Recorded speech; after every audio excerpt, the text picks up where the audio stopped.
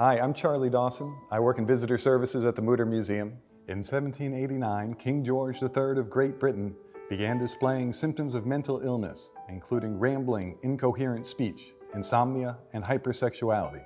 When news of his illness spread, members of Parliament began proceedings to declare the king unfit to rule, and to allow his son, the Prince of Wales, to rule in his place. These events became known as the Regency Crisis. The Library of the College of Physicians owns a copy of a pamphlet from this time.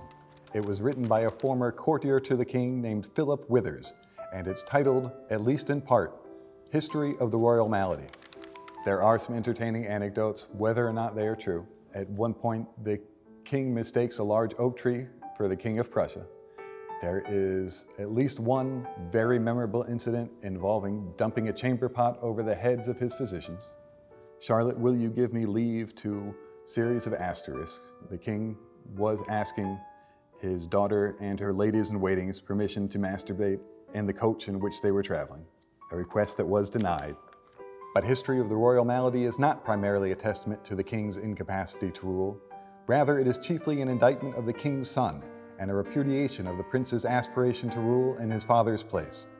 During the Regency Crisis, it became known that the prince, the heir to the throne, had secretly married a Catholic woman named Maria Fitzherbert. A Catholic could not sit on the throne of Great Britain, and the king reserved exclusive right to approve of or disapprove of marriages within his immediate family.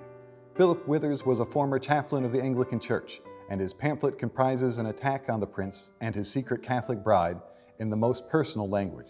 Chapter 2 is called Henry IV, King of France. Withers refers to the prince as Henry IV to try and skirt around libel laws, an effort in which he was ultimately unsuccessful. History of the Royal Malady had scarcely been published before copies were seized by authorities and Philip Withers thrown in prison for libel, where he died before serving out his term. Before the Regency Crisis could be properly resolved, the king's illness receded and he continued to rule for another 20 years.